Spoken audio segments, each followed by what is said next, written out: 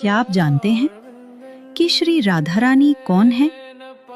क्या वे सिर्फ भगवान कृष्ण की प्रेयसी हैं या स्वयं ब्रह्मांड की मूल शक्ति? आज हम जानेंगे वो गहरा रहस्य जिसे वेद भी पूरी तरह प्रकट नहीं कर पाए।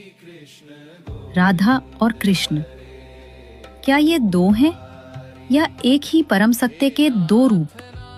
संतजन कहते हैं प्रेम एक शक्ति है और इसी शक्ति को परमात्मा ने दो रूपों में प्रकट किया।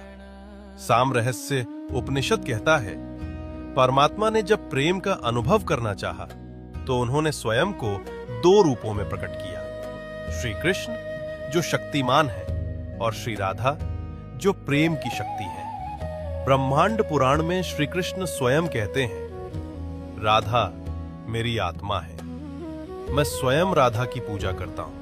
इसलिए संतजन कहते हैं राधा और कृष्ण अलग नहीं हैं, वे एक ही परम ज्योति हैं। जैसे सूरज और उसकी किरणें, जैसे चंद्रमा और उसकी शीतल चांदनी। तथा आती है जब भगवान ने मोहिनी रूप धारण किया तो सभी देवगण उनके सौंदर्य पर मोहित हो गए। सभी ने सोचा मोहिनी हमारी पत्नी बन जाए, परंतु सूर्यदेव ने अद्वितीय भाव किया, मोहिनी मेरी बेटी बने। मोहिनी ने कहा इसके लिए तुम्हें तपस्या करनी होगी। सूर्यदेव ने 2 बार तपस्या की और जब उन्हें लगा कि इच्छा पूरी नहीं हो रही तो उन्होंने ब्रह्मा जी की आराधना की। ब्रह्मा जी ने दायित्व स्वीकार किया और बरसाना पर्वत के रूप में प्रकट होकर वहीं विराजमान हो गए, जहां आगे चलकर राधा रानी का जन्म हुआ। श्री कृष्ण ने अपने प्रतिबिंब से किशोरी जी का स्वरूप प्रकट किया।